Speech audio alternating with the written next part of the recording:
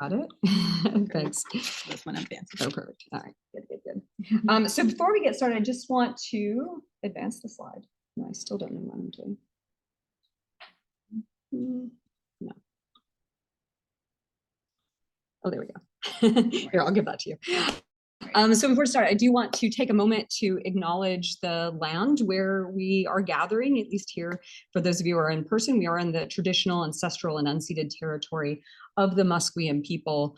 We thank the Musqueam Nation for their hospitality and allowing us to be here on this land and try to be reflective of that and all it means. And in addition, I want to acknowledge that the BC Lower Mainland is on the unceded territories of the Squamish, Tsleil-Waututh, and Coast Salish peoples. And those of you who are joining us online might also want to drop in the chat an acknowledgement of the land that you're on if it's somewhere farther afield. I also just want to put in a quick plug for something that we've started this past year called the Psychology Inclusive Excellence Fund. This is a fundraising program that the EDI committee within the department has put in place to provide financial support for research carried out by our undergraduate and graduate students who've overcome historic or systemic marginalization to achieve excellence in our department. And it's a way we want to kind of expand and broaden the scope of the research that takes place here in the psychology department. So if you are so interested, we have QR codes here where you can go directly to the fund. And finally, but not at all least, it's just like such a pleasure. I can't even tell you how excited I am to introduce our speaker here today, who really is kickstarting our Colloquium series that Darka Odik helps to run.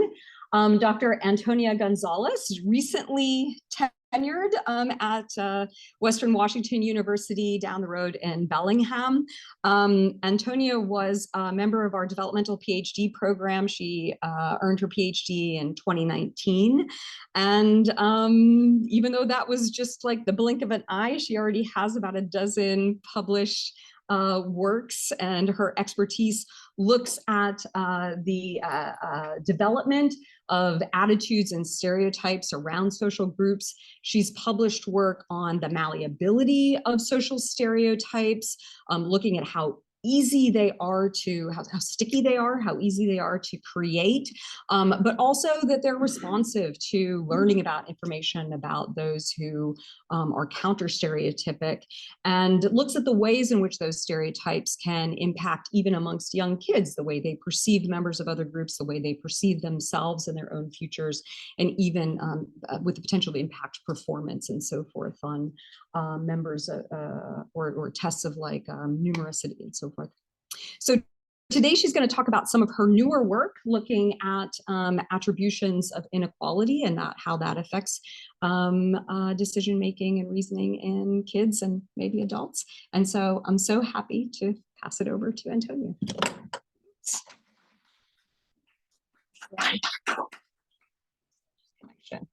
Thanks for the introduction. Sure. I'll just make sure everything's all comes back. I think it will. I think it will.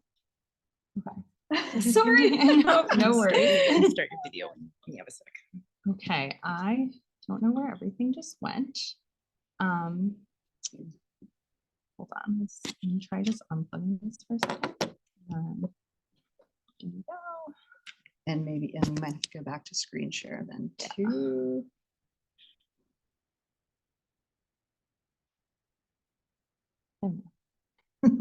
And now you have to switch the. Okay. Oh, okay. So we have. Yeah.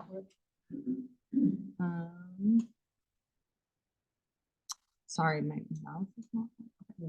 Swap. And then swap again. And then swap again.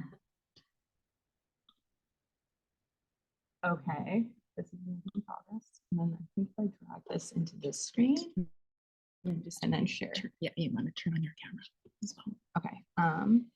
Thanks everyone. All right. And then I think if I share this one, it should work. Are we You're good? on the right screen. Good, Okay. yeah. And if you want to turn your camera on, if you drag this window up here just for a sec, they can actually see you too. Oh, hello. Okay, perfect. And then I don't know if this clicker is working or not. But if not, that's okay. I just need the laser pointer. Okay. Hi, everyone. So thank you, Tony, for that great introduction. I'm so happy to be here back at UBC. This is so exciting for me. And so as Tony mentioned, I have a lot of research on the development of attitudes and stereotypes in children and how those attitudes and stereotypes affect their behavior. But today I'm going to be talking a little bit more about a topic I've recently conducted more research on, which is parent and child beliefs about social inequality. So as many people know already, there is a huge amount of inequality in Canada. So the blue line represents the top 10% of earners in Canada, and the red line represents this, laser pointer's a lot dimmer than I thought, but represents the bottom 50%. And as you can see, the top 10% of earners have substantially more wealth and have a higher proportion of wealth than the bottom 50%.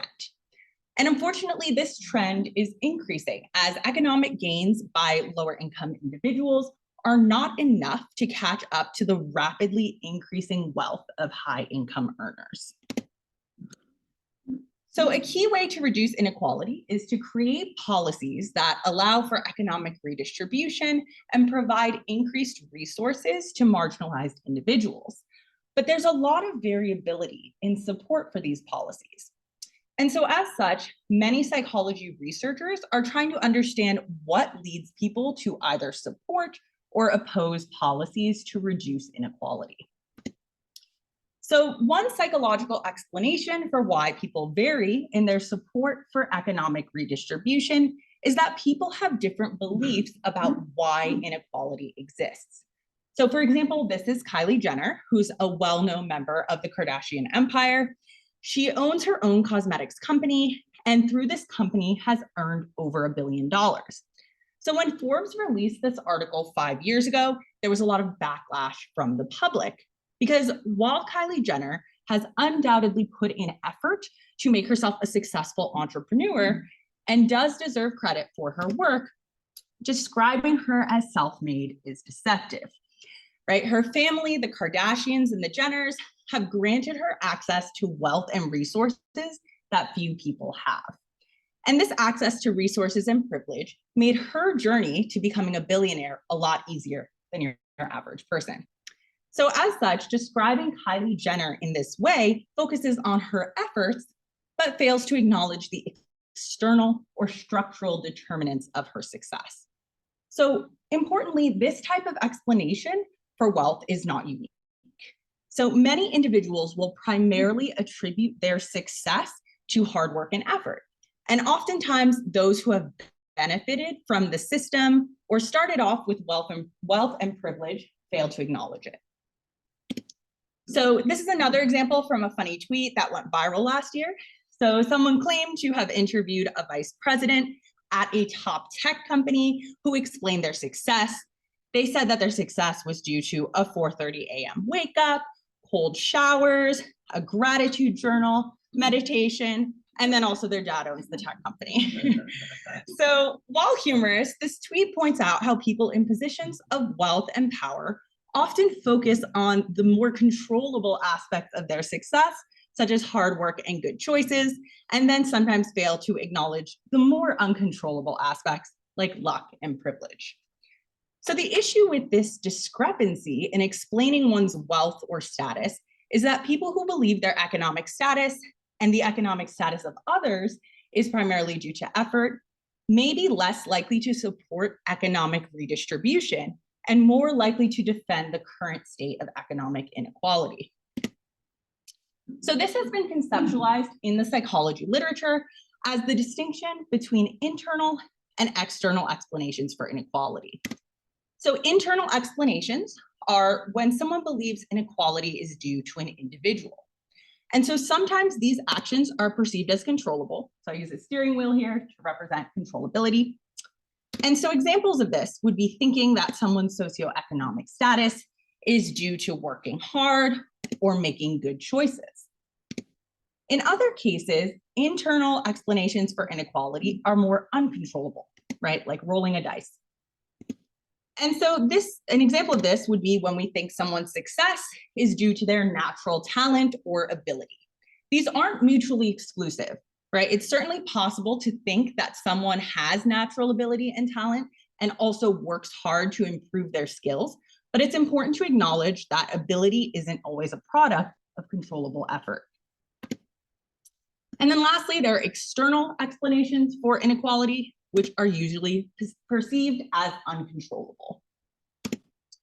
So examples of this would be something like winning the lottery or inheriting a lot of money from your family. It can also include more structural and historical causes of inequality, such as government policies and laws, or various forms of discrimination that prevent marginalized groups from acquiring wealth. So in one important study that was actually conducted by Dr. Azim Sharif here at UBC and colleagues, researchers found that these different explanations are linked to people's support for economic inequality. So external explanations for inequality were linked to more support for equality and economic redistribution, while explaining inequality as a result of individual effort was associated with less support for equality and economic redistribution. And the logic of this is that when we believe something is due to an individual's own control, we might be more accepting of inequality because we feel it's earned or deserved. In contrast, when we recognize the barriers that prevent socioeconomic mobility, we're more likely to think that inequality is unfair. So while we know that beliefs about the causes of inequality are present in adulthood, as a developmental psychologist, I am always interested in where these beliefs come from. So one way that children learn about explanations for inequality is through their culture. So a common North American cultural narrative is the idea of the American dream, right? This idea that anyone can have opportunity and wealth with enough hard work. And hand in hand with this idea is the idea that we should reward people who do work hard because they deserve it. But this idea is not present in every culture, and different beliefs about merit are reflected in children's behavior. So in one study, children from a suburban neighborhood in Germany, from a rural community in Namibia and a rural community in Kenya, were all given a fishing game. And so what happened was a team of 2 children had to work hard to catch all the fish, but the game was intentionally set up so that one child would always catch 9 fish and the other child would always catch 3 fish. And so children were then given some tasty snacks at the end. They were given the same amount as the number of fish, so 12 tasty snacks. And then they were asked to divide up the snacks between them. So children from Germany shared the rewards proportionally to merit. So the children who caught 9 fish would be given approximately 9 candies, while those who caught 3 fish would be given approximately 3 candies. But the children from Namibia and Kenya were actually more egalitarian in their distributions. So for example, the child who only caught 3 fish was still often given more than just 3 fish. So these results indicate that the belief that hard work equals rewards is potentially a cultural belief, right? It might not be something that everyone believes universally. So importantly, though, there's also diversity in beliefs within cultures that value merit and hard work, right? So within North America, not everyone believes the same thing about what the causes of inequality are. So my research looks at another potential source of these beliefs, parents. So in the first 2 studies I'll present, these will examine the relationship between children's explanations for inequality and their behavior. So these studies examine whether, like adults, children might be less likely to engage in egalitarian behavior if they believe inequality is due to individual control, and if they're more likely to engage in egalitarian behavior if they believe inequality is due to external causes. And then the next 3 studies will look at the role of parents in transmitting these beliefs to their children. So in our first study, we wanted to see whether children would be more or less equitable in their giving, depending on the type of explanation we provided for the inequality. So again, we want to see if children are showing a similar pattern to adults. So we brought children ages 7 through 10 into our lab, and we presented them with an inequality between two imaginary groups. So for example, the Blarks and the Orcs. And in kid research, we often use imaginary groups in our research studies because we want to control for what types of beliefs they might come in with, right? If we use existing social groups, they might already have beliefs about those groups that might influence the results of our study. So after learning about the inequality, children were then given one of the following explanations. So they were given potentially an effort explanation. So the Blarks have more money than the Orcs because the Blarks work harder than the Orcs, right? And this would be an internal controllable explanation. They could hear about an ability explanation. So the Blarks have more money than the Orcs because the Blarks are smarter than the Orcs, right? And so this could be considered an internal uncontrollable explanation. And then a luck explanation. So the Blarks have more money than the Orcs because they found gold a long time ago, right? And this would be considered an external uncontrollable explanation. So we then explained to the children that on the planet, there were coins made of gold used by the two groups to buy things. And then we introduced them to a member of each group. So children were shown the inequality between the two individuals and then asked who they thought should get another coin, or in this case, a ripple. So children then had an opportunity to either rectify the inequality by giving a coin to the character with only one coin, or perpetuate the inequality by giving the coin to the character who already had 2 coins. And what we found was that children were significantly more likely to rectify the inequality and give a coin to the character who had less when they were told the inequality was due to luck or when it was due to ability. In contrast, when children were told the inequality was due to effort, they were much more likely to perpetuate the inequality and give a coin to the character who already had 2 coins. And so the pattern we're seeing here is that it might be a little bit less about whether it's an internal attribution, right? Less about whether it's about the person and potentially more about whether or not it's perceived to be controllable, right? Because we see for the uncontrollable explanations for inequality, children are more likely to rectify, and then for the controllable explanation, they're more likely to perpetuate. So these results are suggesting that the explanation we give children for inequality does matter. Children, like adults, are less likely to rectify an inequality if they think that that inequality is under an individual's control. So we followed up on this research with another study examining whether children's beliefs about inequality are related to their giving behavior. Only this time we looked at the beliefs children generated themselves for real-world inequality.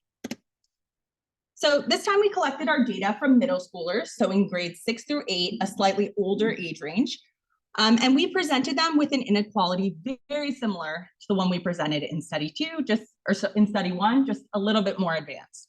So they heard again about a disparity between 2 imaginary groups. So there's a faraway planet called Planet Zorb. There are 2 types of people, the Lups and the Nifs. On Planet Zorb, Lups and Nifs pay for things using blickets, and they all want to have as many blickets as they can. So on Planet Zorb, Lups have more blickets than Nifs. For example, most Lups have 2 blickets each, and most Nifs have 1 blicket. So they were then introduced to a Lup and a Nif and asked to decide how to allocate 3 blickets. So this was done on the computer as a forced choice. So children had to give a total of 3 blickets, and they could not give an equal amount to each character. So again, if kids gave more to the character who already had more, they were perpetuating inequality. And then if they gave to the character who had less, they were rectifying inequality. And we found that in general, on this task, children tended to rectify the inequality, right? About 70% of kids rectified it, and then 30% perpetuated. But what we're interested in understanding is whether or not the explanations they generate for inequality affect whether they perpetuate it or rectify. So I'll get to that in a second. So after the LUP and the NIF task, the kids were asked to think about the real world and explain why they thought some people had less money than others. So this was an open-ended question that participants could answer any way they liked. So in order to analyze this qualitative data, we went through a process called narrative coding. And so what that means is we read through the responses and categorized them based on the type of explanation that children were providing for real-world inequality. So for this study, we decided to focus on whether the responses explained inequality with a controllable cause or an uncontrollable cause. And this is because in our previous study, right, we saw that the pattern was most similar for those who gave or who were provided with uncontrollable responses as opposed to controllable responses. So what we decided to do was categorize based on controllability. So these are actual real examples from the responses that the kids provided. So the first category was controllable. So the kids would say something like, because they work hard, or maybe because they don't make the right choices, right? And we can see that both of those are saying that inequality is under an individual's control. Then we also had an uncontrollable category. So something bad could have happened to them because we don't share fairly, right? And so those are saying that the inequality is uncontrollable. And then we also had a category called unspecified. Not all kids gave a response that specified the cause of inequality. And so these kids fell into this category called unspecified. So they would say something like they don't have the same job or because of their past, right? They're a bit vague and they're not specifying the controllability of the inequality. So in addition to sorting responses into the three broader categories, we also looked for common themes in participant responses. So in terms of controllable explanation, the largest number of participants, so 26%, gave a reason related to effort and hard work. So that was a very common response, that some people work hard, some people don't work hard. So then 9% of participants mentioned controllable money or financial habits. So saying some people save, some people don't save. And then about 8% of participants said that inequality was due to someone's choices. For the uncontrollable responses, the largest amount of participants said discrimination, so about 15%. 13% mentioned family wealth or inheritance. 11% would say structural determinants, so something like the way society is, like that's the way society is. Our society doesn't share, that type of response. 8% said general life circumstances that were outside of someone's control, right? That would be something bad happened to them. That's an example. 6% said an uncontrollable personal ability or quality. And then about 2% said inequality was due to luck. And then lastly, for our, oh, sorry, that's not correct. It should say children's unspecified explanation. But for these explanations, the most common one by far was children would just say something about pay, salary, money, or a job without specifying the controllability, right? They'd say some people have more money, something like that. So 11% referred to education without really specifying how someone came to access that education, right? So they weren't necessarily saying it was controllable or uncontrollable. They would just say some people got a good education. 6% referred to addiction generally. 3% referred to general life circumstances, but not in a way that specified controllability. And then about 2% of kids just weren't sure and said that they didn't know. So after the coding of responses, we wanted to see whether children's explanations for real-world inequality predicted whether they rectified or perpetuated inequality on the giving task. So we reasoned that because the inequality given to the children was ambiguous, right? We didn't say why the inequality existed. Potentially children who think inequality in general is due to uncontrollable causes might also assume the inequality between the LUPs and the NIFs might be uncontrollable and might therefore rectify the inequality. This is, of course, correlational, right? We can't actually prove that that was the thought process that was happening. We'd have to sort of dig into this a little bit more. But the evidence does suggest that that sort of pattern could be happening. Because what we see is that when children provided an uncontrollable explanation, they were significantly more likely to rectify inequality on the ambiguous task, as opposed to children who did not provide an uncontrollable explanation. So children who provided uncontrollable explanations were also more likely to engage in egalitarian behavior when they were distributing to the LUPs and the NIFs. So overall, these two studies are providing some evidence that explanations for inequality are related to giving behavior in childhood and adolescence. We also see similar patterns with kids ages 7 through 14. So that was the age range of the two studies. That has been found with adults. And then lastly, uncontrollable explanations for inequality are associated with more rectification of inequality. So that's the pattern we see with adults, and now we're seeing it as well with children. So after finding some evidence that these explanations for inequality affect behavior as early as age 7, we wanted to understand where these beliefs might come from. So in the next set of studies, we look at the relationship between parent explanations for inequality and their children's explanations. So we first wanted to see how parents actually choose to explain inequality to their children. And then we also wanted to see whether the explanations parents provide for inequality are related to the explanations that their children provide. So again, very similar to what you've heard before, right? We presented participants with two imaginary groups from a faraway planet with a wealth inequality. So we then told them that there could be a number of different reasons why this disparity between the two groups existed, right? So there may be different reasons why the Blarks have a lot more money than the Orbs. So then they were presented with potential explanations for the disparity. So maybe the Blarks have more money than the Orcs because they work harder at their jobs. Maybe the Blarks have more money than the Orbs because they're naturally smarter.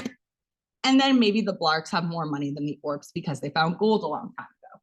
So again, these probably look familiar because we've used them in the previous studies.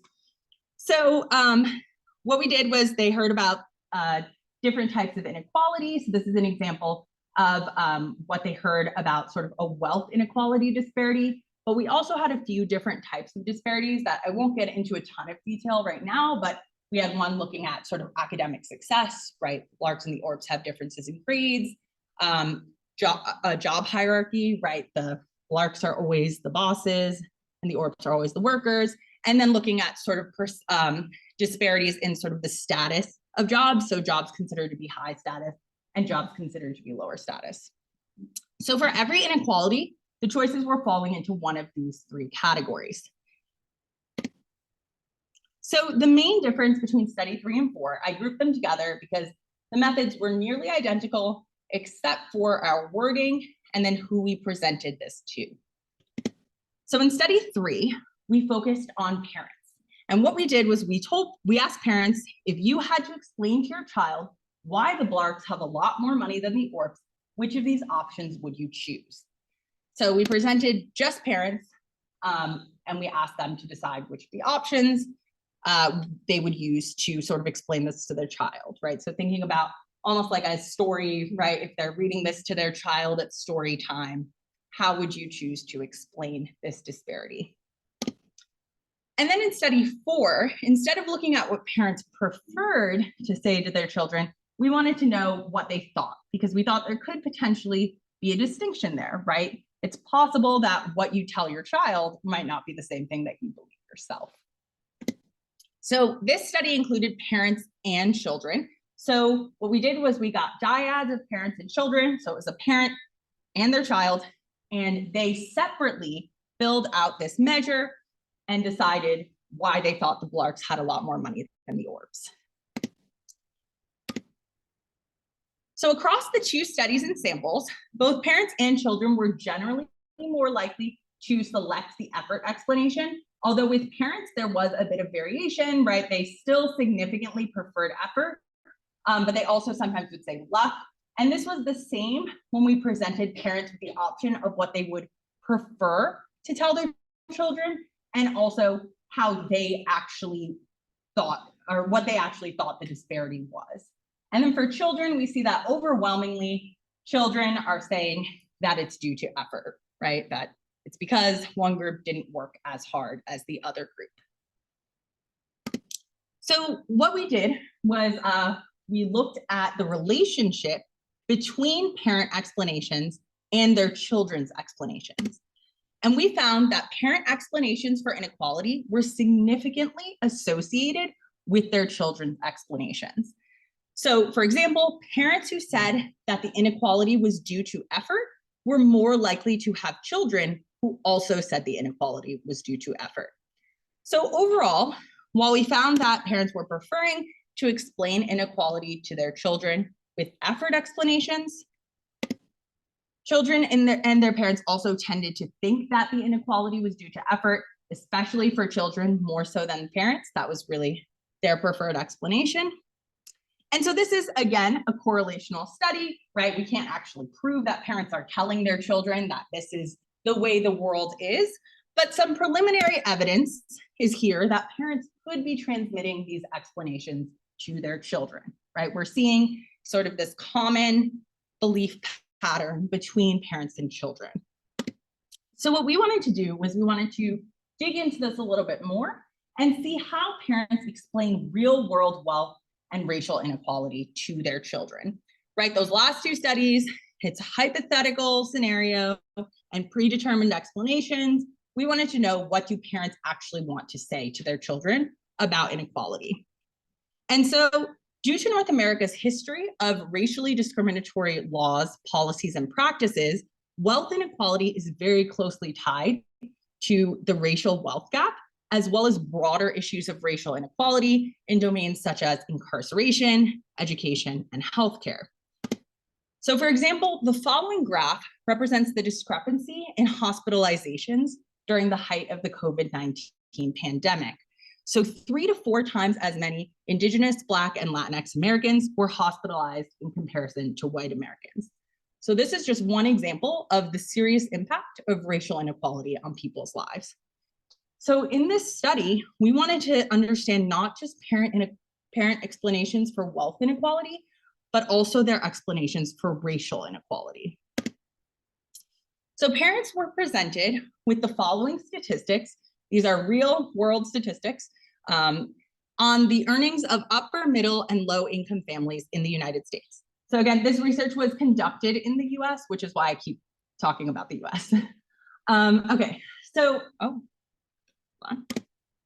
okay, so what we told them was, imagine your oldest child learns the following information while doing a research project in school. We specifically recruited parents of children ages 11 through 13. So, and we asked them specifically to think about their oldest child. Their oldest child had to be in that age range. So these parents are thinking, how would I explain this information to an adolescent? So ages 11 through 13. Based on the total amount of wealth held by individual families in the United States, the median wealth for upper income families is $848,400. The median wealth for middle income families is $115,200. And the median wealth for lower income families in the United States is $11,300. Your child asks you why this is the case. How would you explain this to them? So we again coded responses on whether the explanations provided were controllable or uncontrollable. So these are real world examples taken from the parent responses to this data. So the first category was controllable. So one example, that all of those people worked for what they have. The harder you work in life, the more you will make. Then we have uncontrollable. So this was when parents would say something like, lower income families are not able to save money like upper income families can. And then we also added a category that we called multidimensional because these answers were a bit more complex than the ones we got from the younger kids. And so these were people who included controllable and uncontrollable explanations. So here's an example.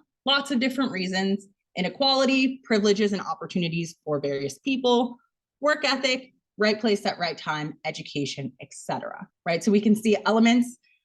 So when they say privileges and opportunities, more uncontrollable, but work ethic is more controllable. And then we also had the unspecified category again. So something like, well, the rich get richer and the poor get poorer. Okay, so interestingly, in this study, we found that most parents were providing uncontrollable explanations for inequality. So as you can see here, 42% of parents are giving an uncontrollable explanation for inequality. The next biggest category is unspecified, right? So again, something that doesn't talk about the controllability of inequality. And then a handful of parents gave either controllable or multidimensional responses. So we again coded these responses for common themes. And so we found that the most common explanation for inequality was structural or societal causes, right? Which we coded as uncontrollable. The next most common were, again, these references to pay, salary, money, job that were very vague and not specific. The next most common was family wealth, then education, which could be either controllable or uncontrollable, depending on how parents talked about it. So some parents would say, you know, some people have more access to education. That would be considered uncontrollable, right? Versus they worked really hard to get a good education, which could be controllable, or they could just say education, and that would be unspecified. Effort and hard work was another popular response. And then all other explanations were less than 10%, reported by less than 10% of parents. We used a similar methodology to look at racial inequality. So we really wanted to try and disentangle racial and wealth inequality, even though the two are, of course, related. But we decided to make this question about education rather than wealth. So we provided parents, again, with real-world reading scores for white, Latinx, and Black children in the United States. So based on the scoring system used by the National Assessment of Educational Progress to measure reading skills across the United States, the average reading test score for white children is 232. The average reading test score for Hispanic Latino children is 209. And the average reading test score for Black children is 206. Your child asks you why this is the case. How would you explain this to them? And so again, we coded responses based on their explanation and the controllability of that explanation. So again, real world examples.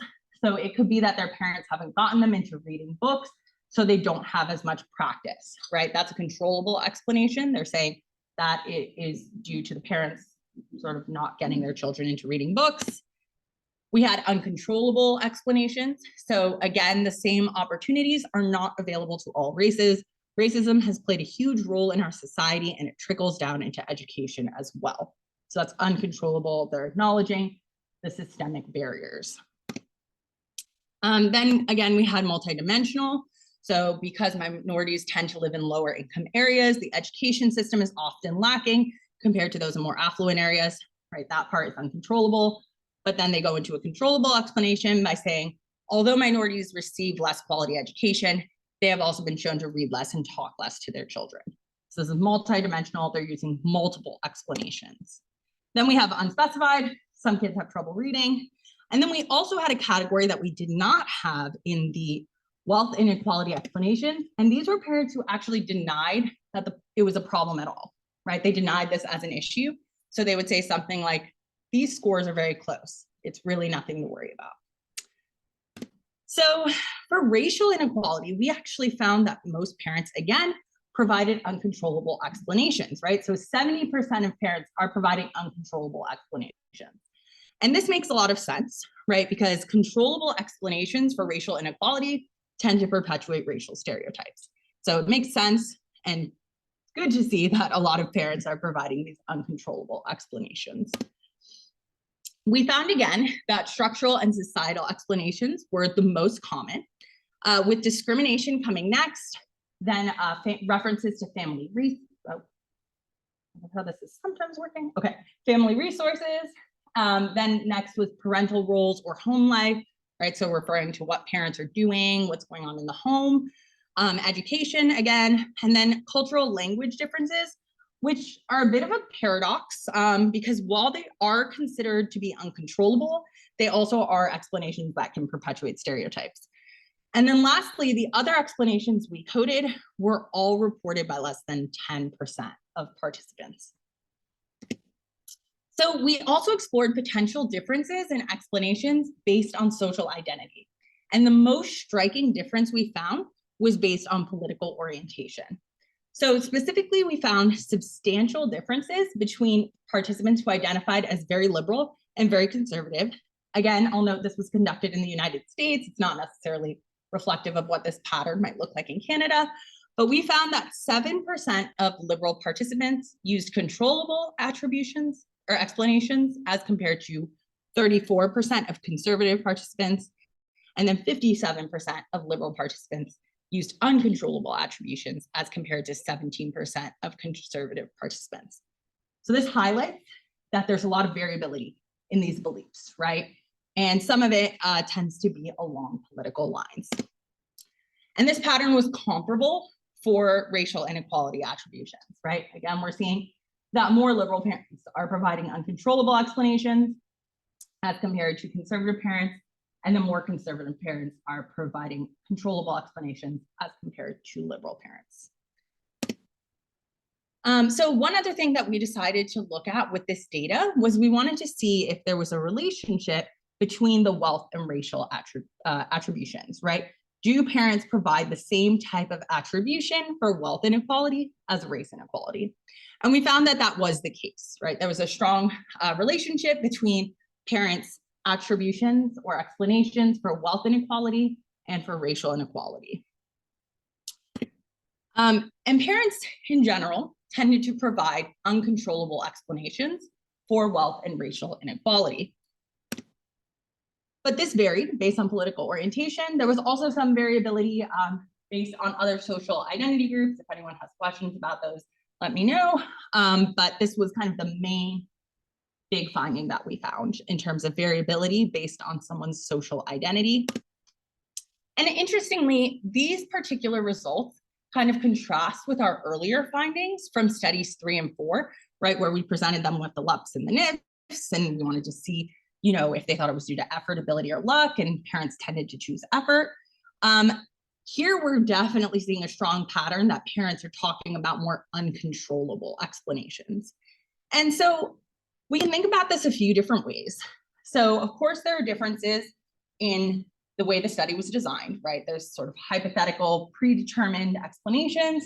And then in this case, we've got explanations for real world inequality that parents are producing themselves. But something interesting, and this is a little bit based on some data that I'm not presenting today, because we did ask parents a little bit more to dive into the reasons why they do and don't talk about inequality. And it seems like there's a tension between messages about agency versus barriers to inequality. So parents might want to strike a balance, right? They want to encourage their children to put in effort and work hard to achieve more, but they also may recognize that there are barriers to equality.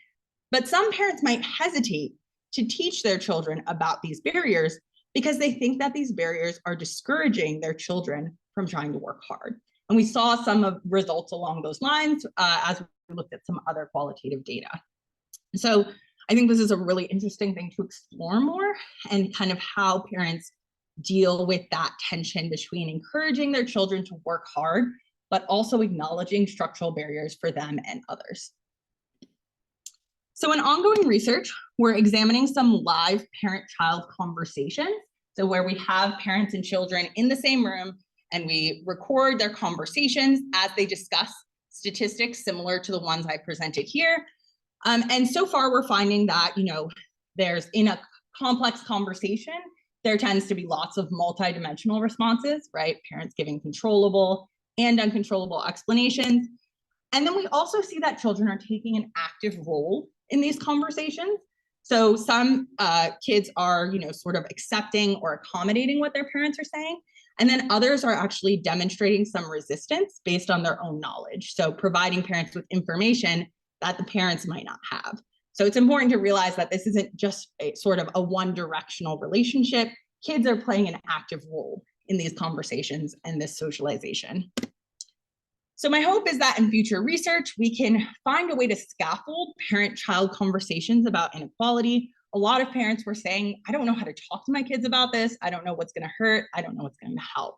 So if there are ways we can scaffold these conversations, and then also just generally increase behaviors that rectify inequality. And so hopefully maybe these conversations might be a mechanism to do so. So thank you all so much. Huge thank you to my collaborators. Thank you so much to UBC for having me back here. And thank you all so much for listening.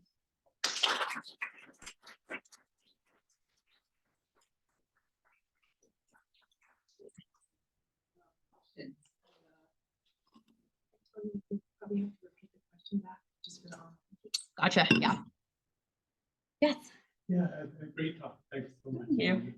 So I was just thinking, like, for me, when I'm hearing it, I think it's kind of more fluid between the controllable and uncontrollable. Mm-hmm. So I think that's something like intelligence, where, you know, it's kind of a bit of both. Yeah. My favorite piece of wisdom is the serenity prayer. Things that you can control and things you cannot control, and you know the difference. And I think what it is as parents, we would encourage to try their best, and whatever that is, and the rest will fall into place. Or again, the agency is important, but how to make them still put in the effort so they don't, you know, they're not discouraged like a lot of parents would be worried about. So how can we find that kind of balance that's kind of more fluid, more on the spectrum, not either or? Yeah, absolutely. So the question was about finding a balance and acknowledging that things aren't necessarily just controllable versus uncontrollable. I mean, I think that's exactly right. Like, that's what we want to try and find that balance. And I think that's something that parents, at least from what we've read in responses, is that they're really hesitant because, again, they're worried that if I tell my child about these barriers, they're going to feel discouraged, right? They're going to feel like they can't work as hard. So we saw a lot of that from our responses from parents of color who were saying, you know, it's too early for me to have these conversations. I want my child to live their life. I don't want to get into, you know, but I also to some degree have to talk to my child about these barriers, right? Because they're going to affect their lives. So, so it can be different. I think these conversations are going to look different for different groups. But yeah, I think that's it, right? Like, we can't just say it's all about effort, and we can't just say it's all about barriers, because we want children to work hard, try hard, and not be discouraged by sort of the reality of things. So yeah, so I think that's exactly right. And if I could have like a formula for how parents could talk about that, I think that would be great. But we'll have to do some future research to see what that is and kind of what the long-term effects are. Yeah. Yes. Yeah, so speaking of how to speak to children, obviously it also will change depending on their age. So I was wondering if you could repeat, like, did you use the same age range for every single study? And did you notice any differences about the way parents are talking to their kids as they're getting older and things about before they're getting more and more? Yeah. So I have some actually extra slides on kind of okay. So for our first study, so, oh my goodness, to think back, this is the one, right, with kind of the rectification, perpetuation. We gave them these explanations. We were looking at kind of younger children, ages 7 through 10. For study 2, we were looking at slightly older children, so 6 through 8. So to encompass those 2 studies would be like 7 through 14. And then in the later studies, we really focused on 7 through 14 for that kind of the study where we looked at the relationship between the parent and child explanations. For some reason, I can't access this last slide. And then lastly was the where we got kind of those more detailed explanations. Those were 11 through 13. So yes, very important distinction there, right? Because you can imagine that parents might not feel it's appropriate, or they might not think that their child is old enough to learn about things like structural barriers when they are younger, right? Like 7-year-olds, that's a complex conversation to have. I mean, I would argue that to some degree, 7-year-olds have picked up on this information and you might want to talk about it, but certainly parents have differing sort of comfort with talking about these things with kids at different ages. So even with the 11 and 13-year-olds, we kind of got some information from parents about why they did or did not talk about these things with their kids. And a lot of them were still saying they're not old enough, like with the 11 through 13-year-olds, which is really interesting because when we look at that other data where we asked kids in this age range directly what they thought about inequality, some of them had some really sophisticated answers, right? Like, so they clearly, they know about these things, whether or not parents are talking about them. So yeah, so I'm not sure if I answered your question or if I just was going on about things, but basically it does seem like age is important to parents, right? And they're trying to figure out, when can I talk to my kids about this? What's appropriate and what's not? Yeah. Yes. Were parents from lower income talking about more uncontrollable barriers because they felt like they not been supporting them versus what I have more agency, I work great, I'm high income. Yeah. Yeah, interestingly, we're finding the opposite, that lower income parents were more likely to give controllable explanations. And that's kind of where we're thinking that it's probably due to this, like not wanting to encourage children, right? And not just saying, you know, explaining all of the very like bleak, you know, perpetuations of inequality and all of those things, right? Parents might want to emphasize that you should work hard and you can work hard. So yeah, so we actually found sort of the reverse effect, except for parents of color. We actually found that lower income parents of color were more likely to give uncontrollable explanations. So explaining those barriers. So again, lots of nuance in, yeah, which is kind of why I didn't go into those results too much, because a lot of nuance, like, and, you know, thinking about those intersectional identities and how they're all going to shape differently the way the parents talk about this. Yeah. Yeah. So I have a question that parallels some math education. So one of the notable things that's a factor in children's attitude is very sensitive to the anxiety that parents show in math, even when parents explicitly deny and say, like, hey, when I'm bringing my kid, when we're talking about numbers in math, I'm, you know, very much trying to be like, math is great, math is wonderful, everything math. But the moment that, you know, kids nevertheless pick up on that. So I'm wondering, to what degree do you think that what parents are saying, they are saying to the kids, is their actual true belief versus, you know, what they're doing strategically, all the while sort of having anxiety about other explanations that can still be.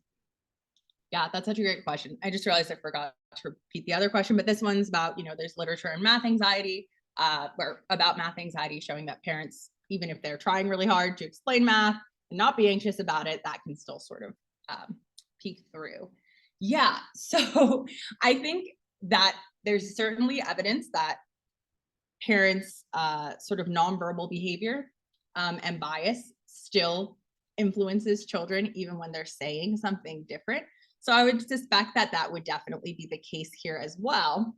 I mean, my hope would be that maybe scaffolding these conversations a little bit more. I know there's some evidence in the math anxiety literature that having like really clear scaffolded sort of prompts and situations they can work through with their kids can help. It doesn't erase it, but can help. And I would hope and hypothesize and hope to investigate soon whether or not having something similar might help to sort of mitigate that. But ultimately, yes, I think that those beliefs, you know, implicit beliefs and sort of the beliefs that go through in our nonverbal behavior are still going to play a role, but maybe we can mitigate them with these conversations, these more explicit conversations. So, and something else just to follow up on that is I'm really enjoying the parent-child conversations and reading some of those. And it's really fascinating to see how these kids will often come in with this like sort of resistance approach, like, you know, completely disagreeing with what their parent is saying. So it's important to think too about how the parental influence shifts across development, and with some of these older kids, right, what they're talking about with parents might almost not even be as important as what they're hearing from peers and in school and social media. So yeah, so I think that's also going to be part of that, is when does the parent influence sort of start to ebb across development? Yes. I was just curious about some of the uncontrollable as you mentioned, there's various different kinds of investigation. And for instance, in the post choice option, you can do one where it's about intelligence. So considering intelligence as uncontrollable, and then one group is that the blocks of more intelligence or and that's why we have more money. But the thing is, despite being uncontrollable, it's possible that children are actually increased intelligence with increased morality, increased various other things, and so thinking, okay, well, they still deserve that extra money to be happy to be. But on the other hand, and similarly with the luck explanation, it could be more of a neutral thing perhaps, or some kind of justification that they give, maybe they got lucky because they were actually better people or something of that sort. But then the difference in real life, which I think would be an interesting uncontrollable explanation, is about system distribution. So for instance, if the blacks just had no money because of the same job, the blacks are being paid more in jobs just because the employer does that, and which is quite reflective of a lot of things that do happen in real life. And then perhaps the inequality of the situation would be embedded in discrimination and not just in kind of luck-based or ability. Then Yeah. perhaps that would impact. The results, yeah, absolutely. So that's a great question. So I feel like it was like multifaceted. We've got this idea that maybe there's like some kind of halo effect, right? And there's definitely evidence of that, you know, kids prefer, you know, have preference for people they think are smarter. They show preference for people who are lucky, right? Like they do have that sort of positive, that tendency to prefer those people who have those positive associations.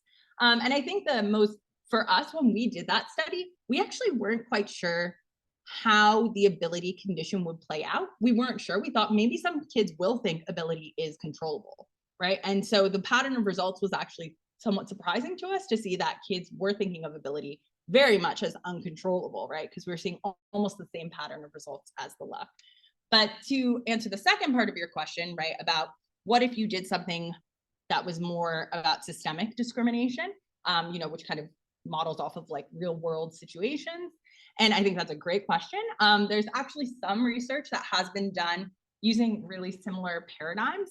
So Rebecca Pretz-Lange, her research at SUNY Purchase, she has some really cool work looking at having kids look at a scenario with these imaginary creatures who are playing a game, and you know, one group sort of has this like systemic advantage in the game over others, and she sees sort of similar patterns to what we see here with the luck, but of course that's sort of a more real world scenario. So there's definitely some research on that recently that follows that pattern. So great study idea. So I think, yeah, I think definitely I would anticipate that maybe that effect could have been even more drastic if you did something like that, because kids are very concerned with fairness. And so, but I would have to test it directly to see. Yeah, it's a great question though. Questions from your questions? Okay. Yes, hi. Just something I want to mention was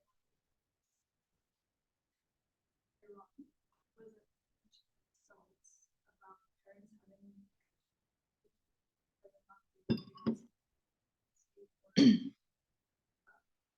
about barriers to inequality. I found it very interesting that if a parent thought that talking to a child meant they would work harder during their life, that would explain to children that individual effort or controllable aspect eventually led to people providing less support for redistribution. And also something really simple. To me, it doesn't make sense if you explain to the kids about life, but as they grow older, they're exposed to how do they cope with that. Yeah, right. So yeah, so how do they deal with that? How do the kids deal with sort of learning that themselves? And then also kind of that ironic finding that when the kids are working harder or they're telling kids to work hard, that could potentially have these negative impacts. Yeah, so I think that something I didn't get into very much, but I think is a really interesting and important distinction is like explanations for your own behavior versus explanations for other people's behavior. And so when we think about what parents might be telling their kids, right, they might say, oh, you need to work hard, like to do great, but also just so you know, like some people may not be able to sort of have the same success because of, you know, XYZ barriers. So that's sort of like a nuanced conversation that I think could potentially address both of those things, but I'm not sure parents are having that nuanced conversation and may be focusing more on just work hard, put in effort, which could then potentially lead children to see people who are less successful and assume they didn't put in the effort. So I think that's where that sort of that comes from, that like ironic sort of relationship between the two. And so again, I think there's nuance to it, but I'm not totally sure that every parent is explaining it in that way. And again, we actually don't even have research yet to show that explaining it in that nuanced way has these like beneficial outcomes. So that's still, you know, something we need to investigate more. But yeah, sorry, remind me of the second part of your question. It was, okay, just an insight. Yeah, absolutely. Yeah. So yeah, no, I think it is really interesting and something we have to explore more. And there are a lot of layers to it that I have not gotten into in either my presentation or my papers. So lots to explore. Yeah. How would you just like differ like cross?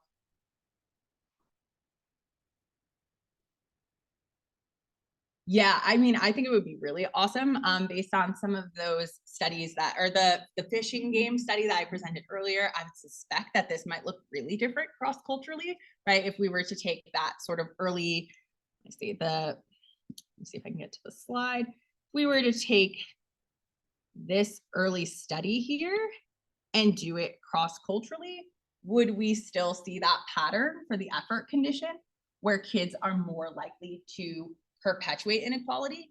Maybe not, right? We might actually see that kids in some cultures might be more likely to rectify the inequality regardless of the explanation, right? And I think part of that is going to depend on sort of value systems, cultural value systems, and beliefs about economic distribution. So I would love to do that. I hope someone can give me the funding to do that.